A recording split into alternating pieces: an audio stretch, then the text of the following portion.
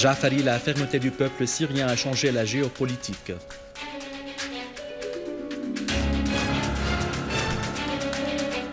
L'armée avorte une tentative d'infiltration des terroristes du mont de Zawiya aux zones sur Ariha dans la banlieue d'Idlib.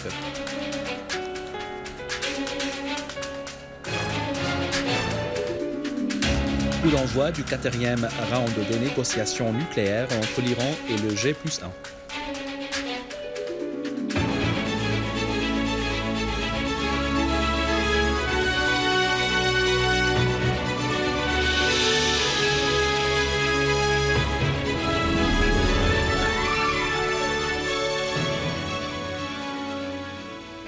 Mesdames et messieurs, bon après-midi et bienvenue à un autre journal. Le délégué permanent de Syrie auprès des Nations Unies, Bachar al-Ja'afari, a indiqué que Lakhdar Brahimi avait démissionné de son poste en tant qu'émissaire onusien pour la Syrie, soulignant que beaucoup d'erreurs ont été commises pendant son mandat, notamment son intervention dans les affaires intérieures de la Syrie, vu que le médiateur ne doit pas s'ingérer dans une affaire souveraine de n'importe quel État.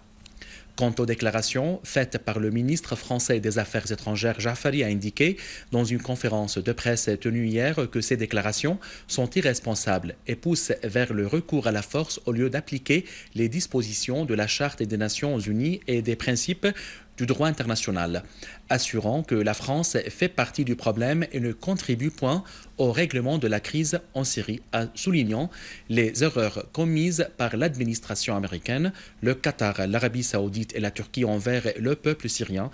Ja'afari a affirmé que beaucoup de terroristes étaient venus de l'Europe et s'étaient infiltrés en Syrie via les frontières turques. Et Ja'afari de poursuivre, la géopolitique a changé de par la fermeté du peuple syrien vis-à-vis de toutes les pressions qu'exercent les forces régionales et internationales, faisant noter que c'est la Syrie qui avait changé cette géopolitique. Ja'afari a dit qu'Israël appuie les groupes terroristes armés en traitant les blessés des gangs takfiristes et en entraînant la soi-disant armée syrienne libre. Ja'afari a ajouté que des pays puissants au Conseil de sécurité, lesquels aident les groupes terroristes armés en Syrie ainsi que certains pays arabes, disposent d'un plan politique ayant pour objectif de changer la situation en Syrie par la force. À propos de la réconciliation nationale, Ja'afari a indiqué que le gouvernement syrien encourage vivement toute forme de cette réconciliation, faisant allusion aux centaines d'éléments des groupes armés qui se rendent quotidiennement aux services de sécurité spécialisés. Le délégué permanent de la Russie auprès des Nations Unies, Vitaly Churkin, a indiqué que son pays avait suggéré un avant-projet de résolution au Conseil de sécurité concernant la crise en Syrie et qui couvre dans son ensemble le côté humanitaire. Dans une conférence de presse tenue à New York, Churkin a fait savoir que toutes les parties escomptent un règlement de la crise en Syrie, évoquant dans ce sens ce qui a été réalisé dans la ville de Homs et les efforts colossaux déployés par le gouvernement syrien, les différents éléments de l'opposition et les agences internationales pour parvenir à ce résultat. Il a indiqué que le 3e round des pourparlers de la conférence de Genève doit démarrer dès que possible, assurant que le gouvernement syrien est disposé à y prendre part, mais il n'y a pas de position claire de la part de l'opposition.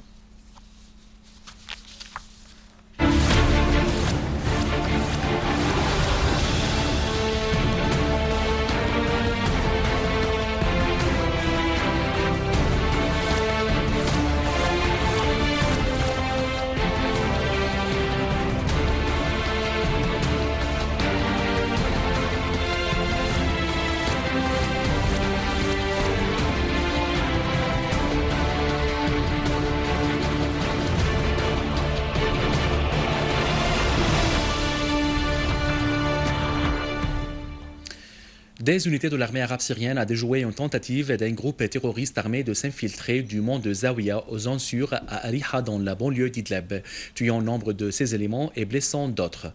L'armée a aussi visé des repères de terroristes dans les deux villages de Bessilia et Kafr Jales, liquidant de nombreux terroristes, dont certains étaient de nationalité étrangère, et détruisant un atelier pour la fabrication de charges explosives, un entrepôt de munitions et des véhicules dotés de mitrailleuses lourdes. Les eaux ont commencé à retourner graduellement dans nombre de quartiers à Alep après le démarrage de la centrale principale de pompage d'eau dans le quartier de Sulayman al-Halabi. Dans une déclaration faite hier à Sanaa, le directeur de la Société publique des eaux potables et des eaux usées à Alep, l'ingénieur Mustafa Malhis, a indiqué que le pompage d'eau aux réservoirs principaux dans la ville avait débuté pour que les eaux retournent graduellement à tous les quartiers dans la ville. En signe d'attachement aux constantes nationales et d'appui à la présidentielle, les habitants du quartier de Charour ont organisé un meeting oratoire. Lors du meeting, Cheikh Sabri Chenouani a fait savoir que le quartier de Charour était toujours ferme face aux séditions, aux crises et aux complots qui avaient visé la Syrie, assurant que les habitants de tous les quartiers de la vieille ville de Damas s'étaient rassemblés pour soutenir le candidat à la présidentielle, Dr Bachar al-Assad. Le membre de l'Assemblée du peuple, Atif Zaybak, a souligné les victoires réalisées par l'armée arabe syrienne pour expulser les terroristes et stabiliser la patrie. En outre, opposition extérieure dans le fait de solliciter l'intervention étrangère en Syrie.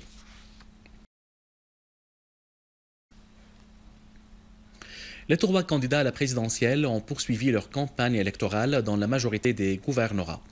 Toutes les campagnes ont porté sur la nécessité de consolider la fermeté de la Syrie et de l'armée arabe syrienne dans la lutte antiterroriste, d'œuvrer pour construire la patrie et consacrer les réconciliations nationales.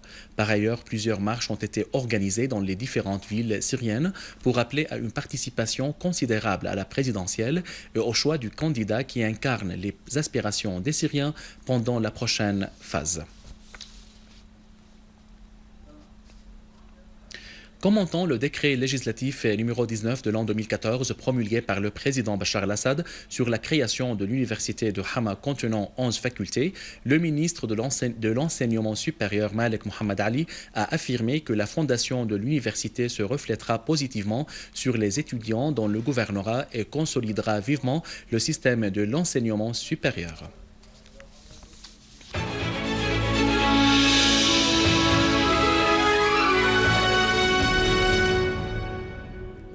Le peuple palestinien commémore demain le 66e souvenir de la Nakba et de l'occupation sioniste de la partie la plus grande de la Palestine via un appui apporté par le mandat britannique.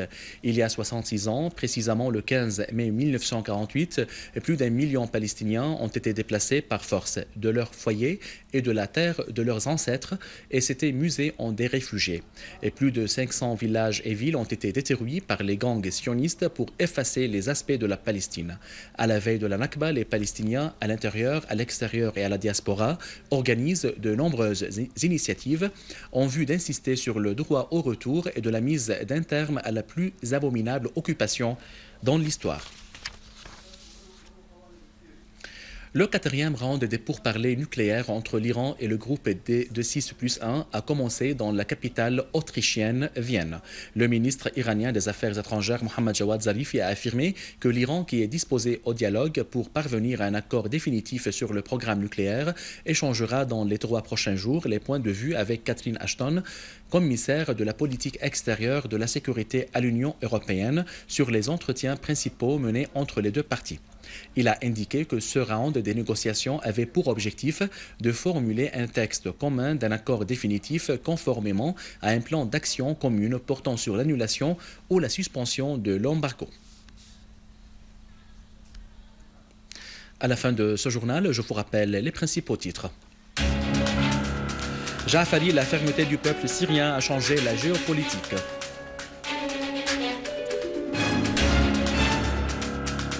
L'armée avorte une tentative d'infiltration des terroristes du mont de Zawiya aux zones sur Ariha dans la banlieue d'Idlib.